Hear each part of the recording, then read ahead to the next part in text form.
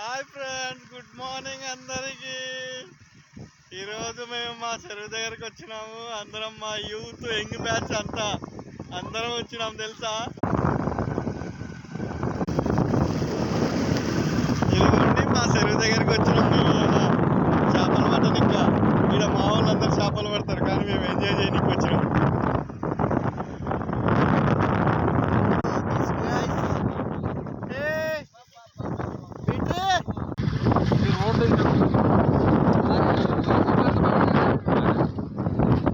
ఇదంతా road bit లాలా.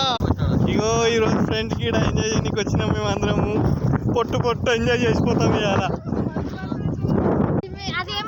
ఇగో మా తమ్ముడు అయితే చేపలు పట్టిండి ఇప్పుడే రాకున్నది.